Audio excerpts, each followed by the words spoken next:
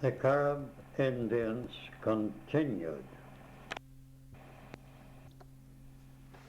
The Carib Indians living on the north coast of Honduras are very peaceable, lovable people. Yet there is a certain hidden mystery about them. They were supposed to offer up human sacrifices at their annual secret feasts to their deities. This I often wondered about, but it was difficult to get any substantial information about such feasts. While reading Sidney Watson's book, In the Twinkling of an Eye, I came across a very interesting account of one of their feasts. In his book, Mr. Watson mentions two men, Ralph and Hammond. It appears Ralph had been away on an extended trip, and when he came home, he related to his friend Hammond something of his experiences while in other lands, especially in the island of Tela. You remember Tela? This is the island I told you about where the British landed the Carib Indians after finding they killed the governors which the English left to look after their interests on the islands of Grenada and the other British West Indian islands. We will now join Ralph telling Hammond about one of the Carib Indian feasts which he was privileged to attend secretly. I quote, "I have told you hurriedly something of where I have been," Ralph began, "but I have reserved my great story until I could tell it to you here." He glanced down at the child at his feet. "I heard," he went on, "when at La Caribe, as everyone hears who stays long in a place, that each year, in spite of the laws of the whites, which are in power, a child is sacrificed to the Carib deities, and I longed to know if it were true. During my first few weeks' sojourn on the little island of Tela, I was able to render one of the old priests a service, which somehow became so exaggerated in his eyes that there was almost literally nothing that he would not do for me. And eventually he yielded to my entreaties to give me a chance to see for myself the yearly sacrifice, which was due in a month's time. During that month of waiting, I made many sketches of this wonderful neighborhood and became acquainted with this little Carib maiden, painting her in 3 or 4 different ways. The child became intensely attached to me, and I to her, and we were always together in the daytime. As the time drew near for the sacrifice, I noticed that the little one grew very elated, and there was new flesh in her eyes, a kind of rapturous pride.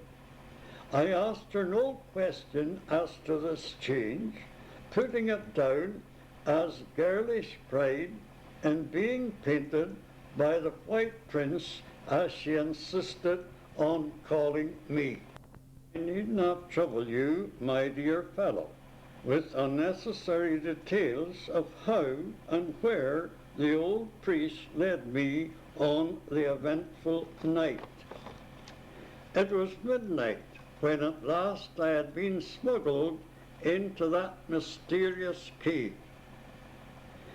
My priest guide had made me swear before starting that wherever I saw, I would make no sign, utter no sound, telling me that if I did, and we were discovered, we should both be murdered there and then.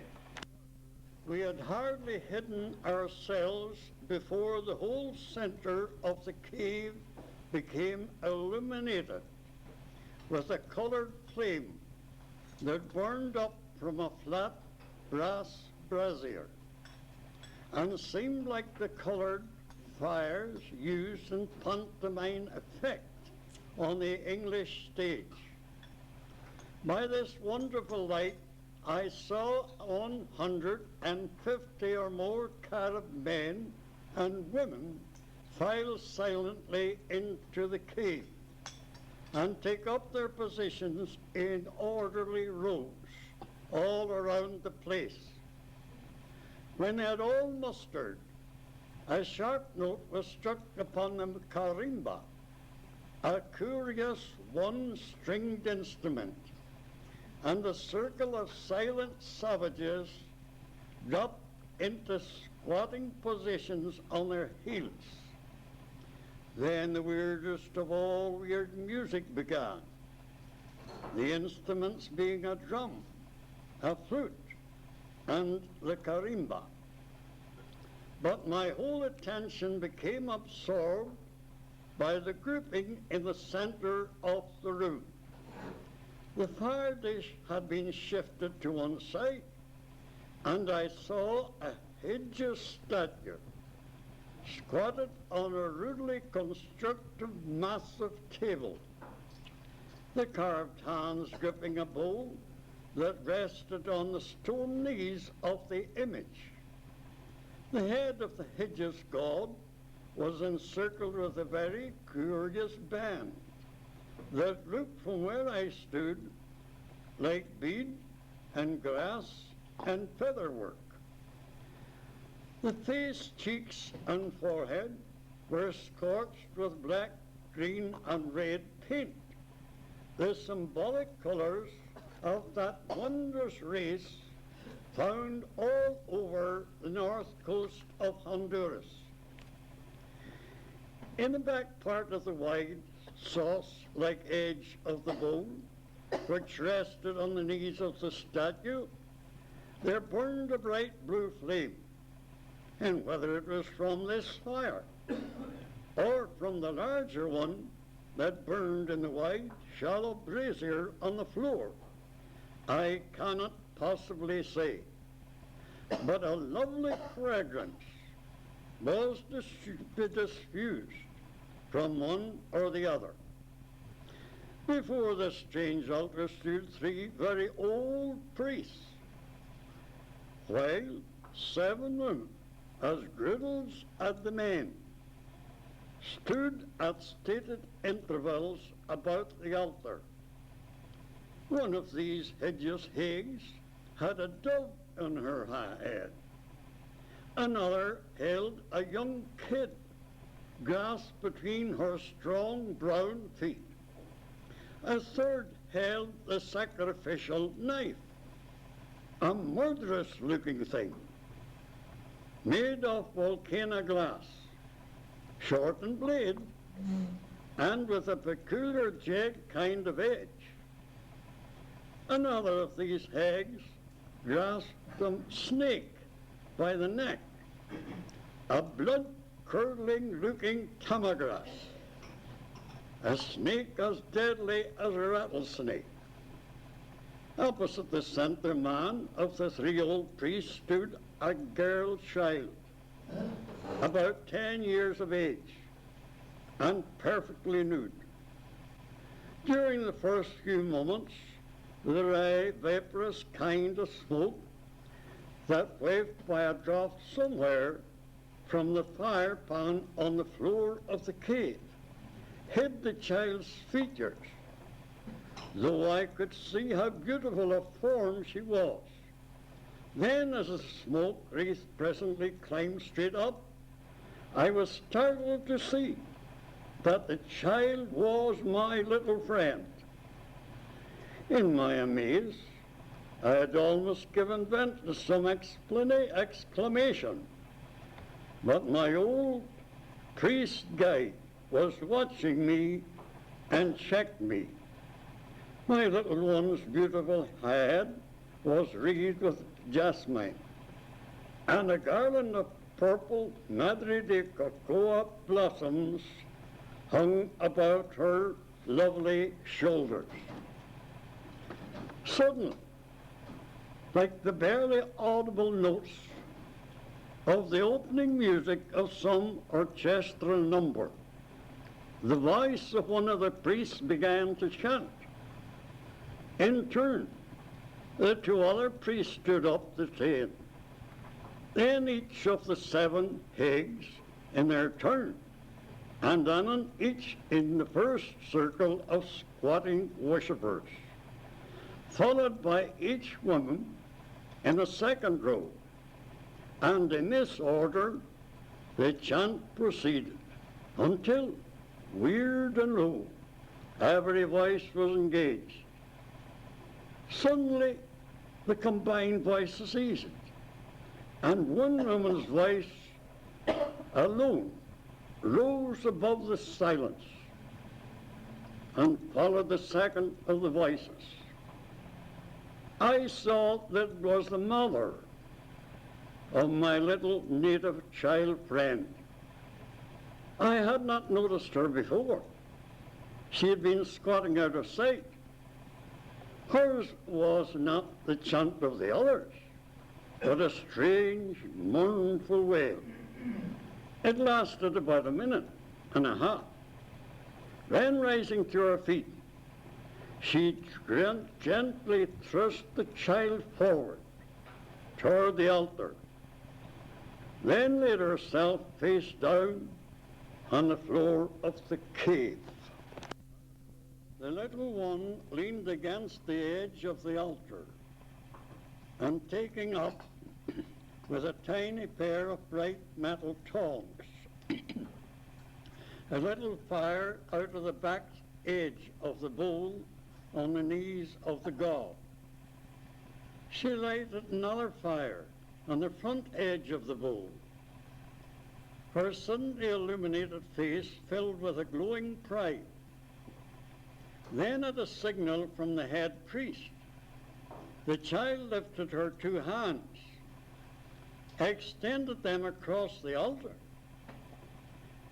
when they were each seized by the 2 other priests, and the beautiful little body was drawn slowly, gently over until the smooth breast almost touched the sacrificial fire she had herself lighted. Then I saw the woman who had held the knife suddenly yielded up to the head priest, and I made an unconscious movement to spring forward. My guide held me and whispered his warning in my ear. Yet, even though I must be murdered myself, I felt I dare not see that sweet young life taken. Like a man suffering with nightmare who wants to move but cannot, I stood transfixed, fascinated, one instant longer. But in that flashing instant, the head priest had swept with lightning speed the edge of that hideous knife twice across the little one's breast, and she stood smiling like one hypnotized. The priest caught a few drops of the child's blood and shook them into the bowl of the god. Then I saw the little one fall into her mother's arms. There was a second sudden flashing of that hideous knife, a piteous, screaming cry, and I gave vent to a yell, but not voice to it, for the watching guide at my side clapped one hand tightly over my mouth, while with the other he held me from flying out into the ring of devils, whispering in my ear as he held me back, "It is the goat that is slain, not the child."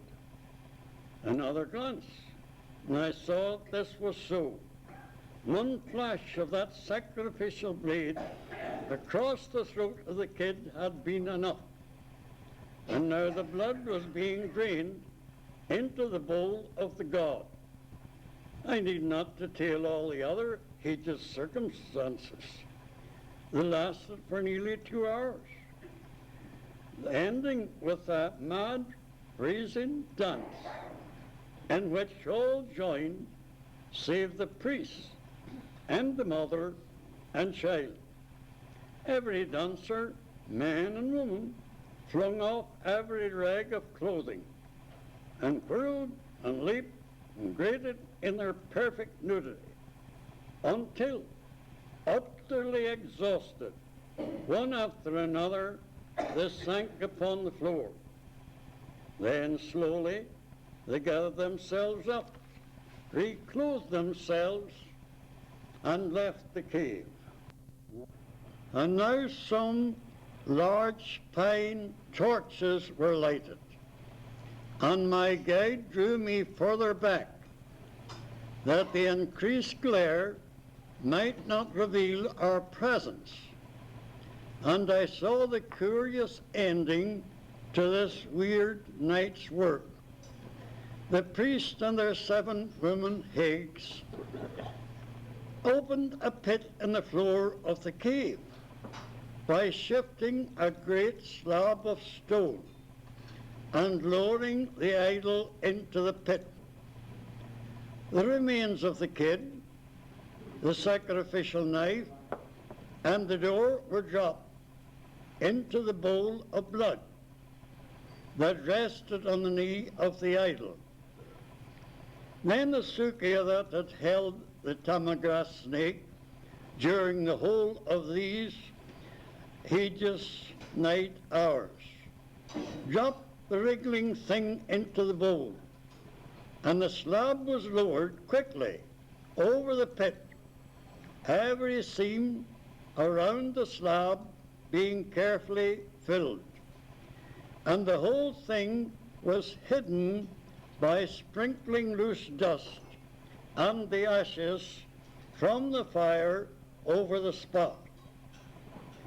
Then, as soon as the last of the performers had cleared the cave, I followed my guide, and with a throbbing head and full of a sense of strange sickness, I went to the house where I was staying.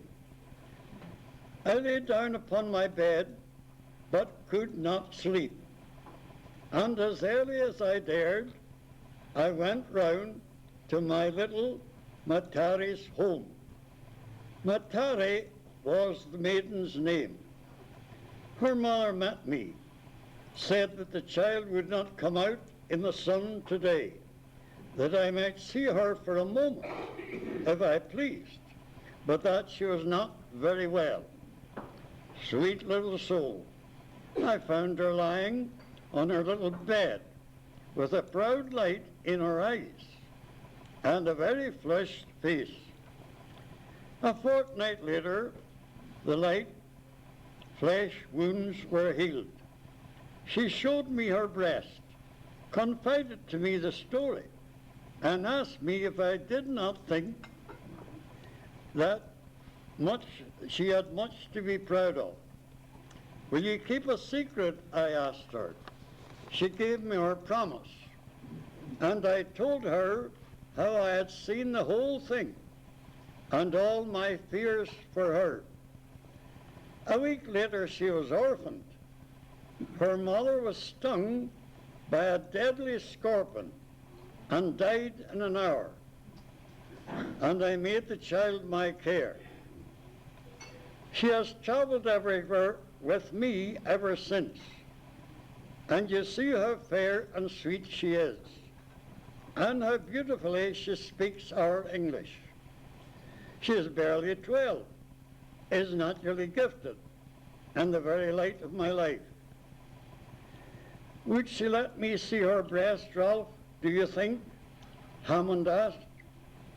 Ralph smiled, spoke a word to the child, and she, rising to her feet and smiling back at him, unfastened the brooch at her throat, and laying back the breast covering, showed the glaring, shining scars.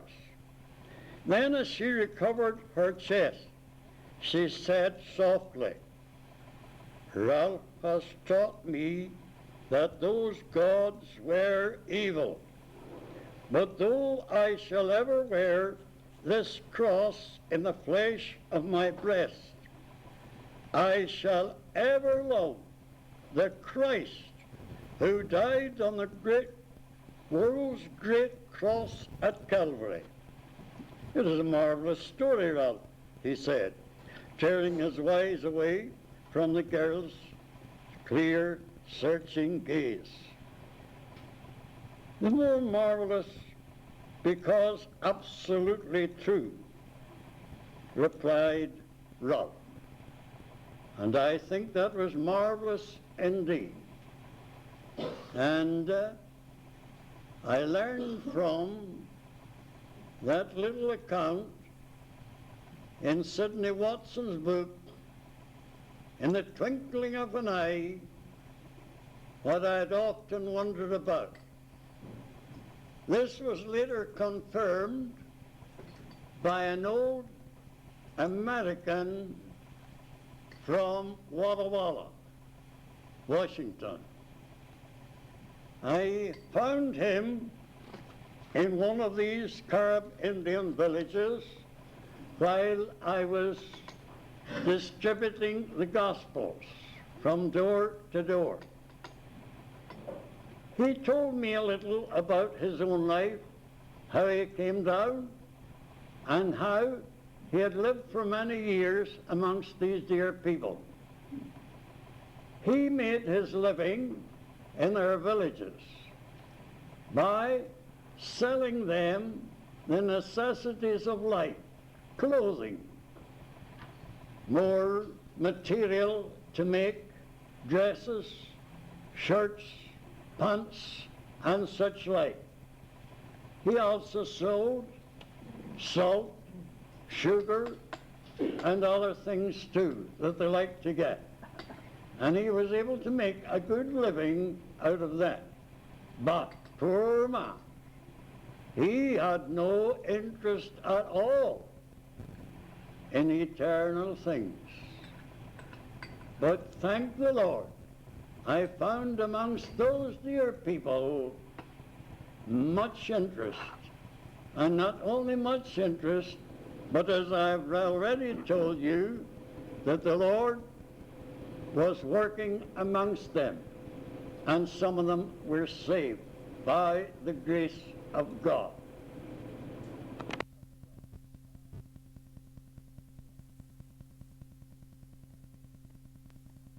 They found pioneering work amongst the Carib Indians unpredictable, but very, very interesting.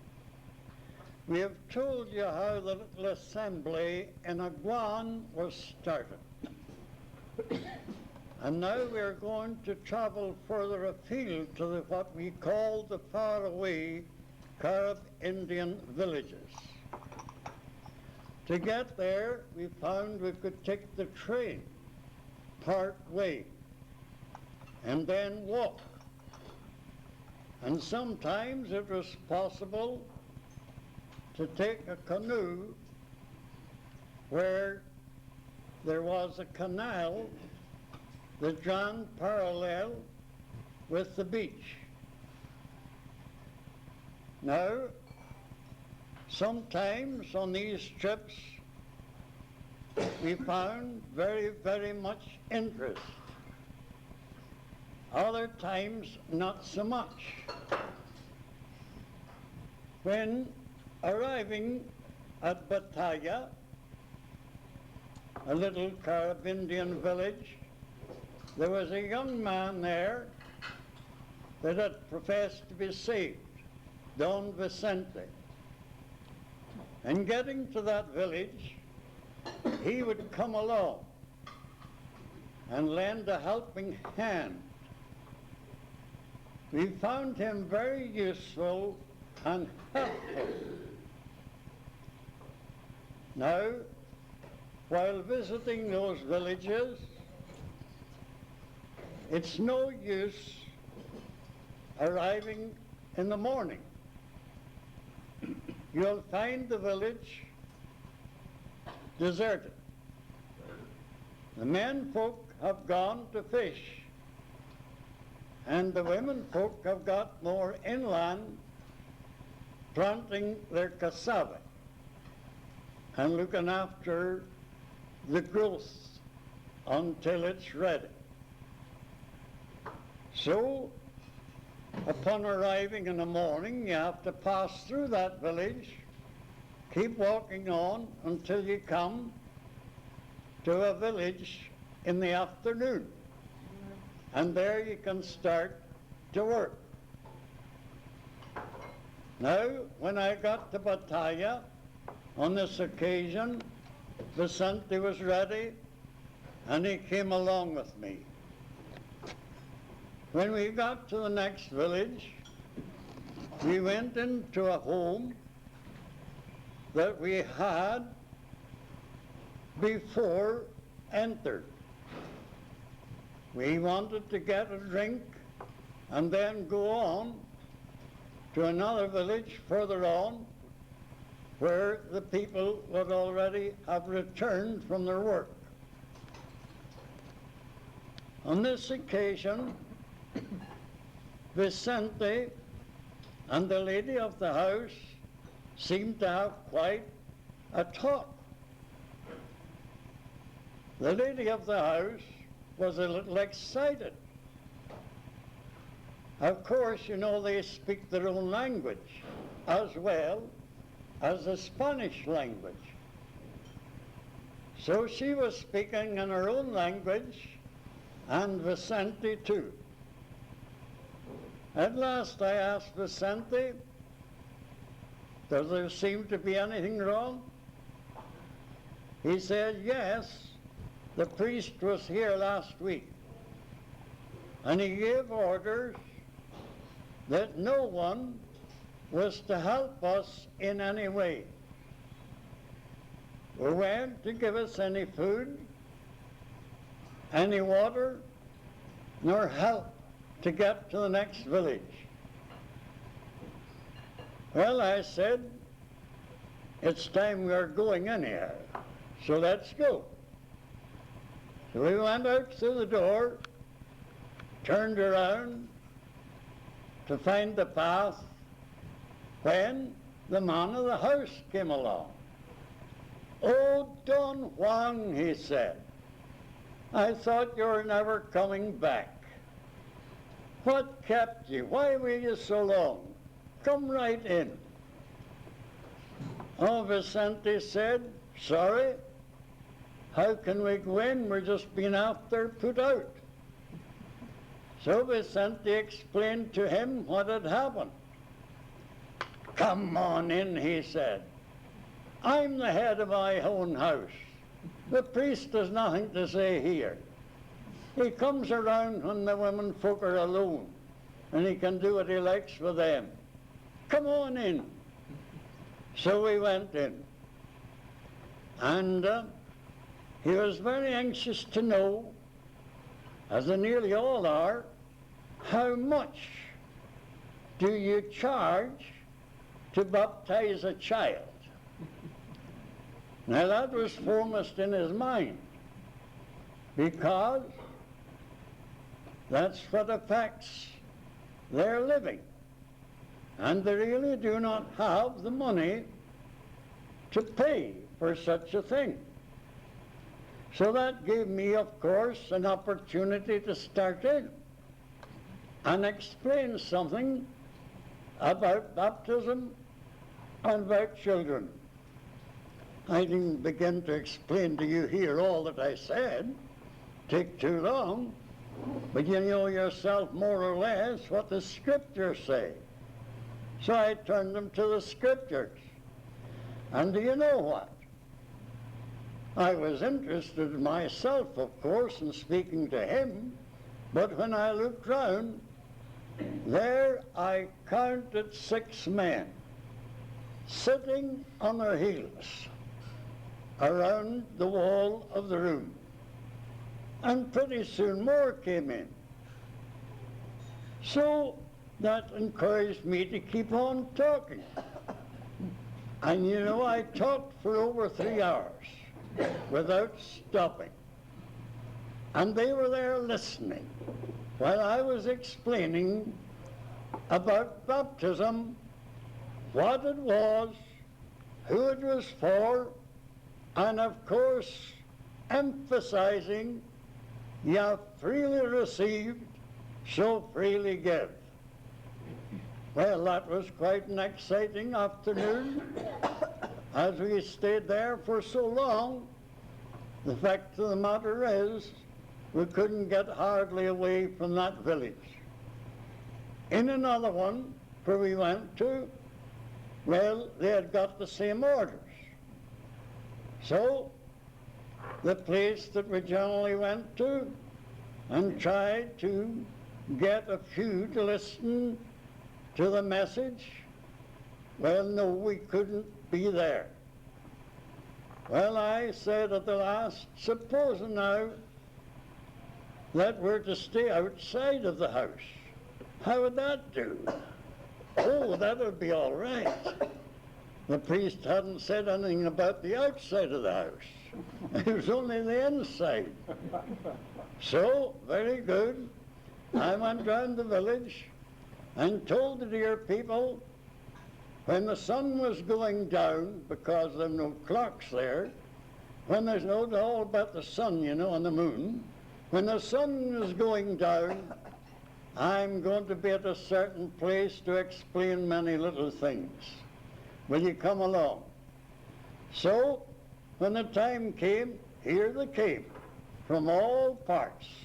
Some carrying 3-legged stools, others old chairs, others boxes to sit down on. And there we had quite a meeting there. And the Lord used his word in many of those villages. We thank the Lord for that. That was the object of getting there in the first place, of course. We would have been very content to have remained in that part of the country and continued with that work. But it was not to be so. We'll explain the whys of that at another time. We were sitting one morning in Tela, enjoying our breakfast about 7 o'clock. Everyone in the tropics get up early down there. The cocks begin to crow, and the girl comes along selling leña or oranges, naranjas, or cocos. And of course, with all that noise and with the heat at the same time, it's more comfortable to get up. So you just get up along with all the others. And everything opens up at 8 o'clock in the morning. And they all try to get their business done before the heat of the day really commences. So we were enjoying our breakfast when something unusual happened. Here, Don Vicente came to the door. We told you about him already, going with us to the various Carib Indian villages when we got to his village. Well, in Tela, in both sides of Tela, there are 2 or 3 Carib Indian villages. So Vicente was having some meetings in those villages. Well, he came to the door. He seemed to be very excited. Now, the natural color of those people are kind of brown, darkish brown. Sometimes others darker than others, some real dark. However, Vicente's face that morning was a sickly green kind of color. And the poor fella, well, it was easy to be seen that something unusual had happened. What's the matter, Vicente, I said. Oh, Don Juan, what a night. Now, when the meeting was over, he went to bed where he was staying, and about 2 o'clock in the morning, they came around and woke all the men folk up and took them all out, down to the playa, down to the beach. They lined them up there, and the soldiers had their rifles, of course, and the head man gave the orders. Listo, brilliant, fuego, pum! Down went the first Carib Indian. That command was repeated 2 or 3 times, and down went others. Now they were coming very near Vicente, very, very near him. But there was a Ladina, I think he was about the 6th one down. Now the Ladina, they are the governing people. And they're the mixture of the Spaniard and the Indian, and the Spaniards that came over and the Indian of the country.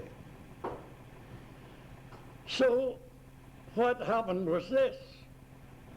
The government was, now I can't say whether they were blue or red.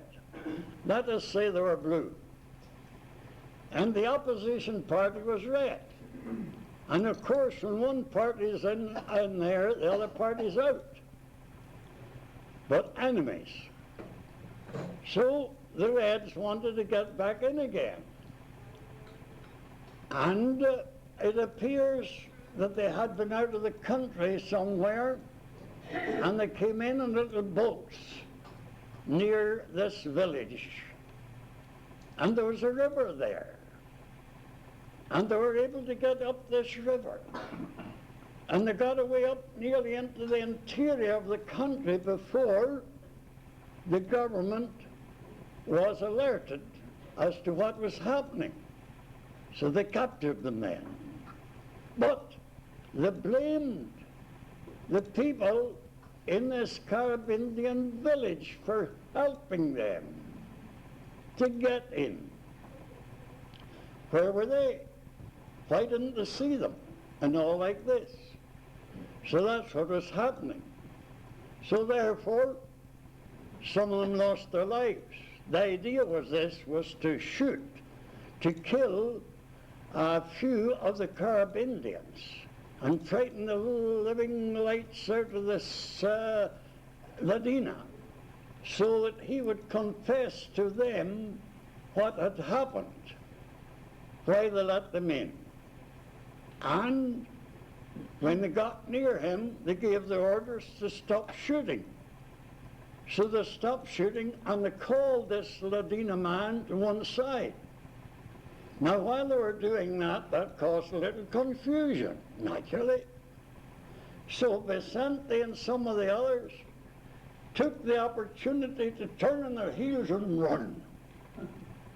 And Vicente never stopped till he got up to their house. And that's what had happened.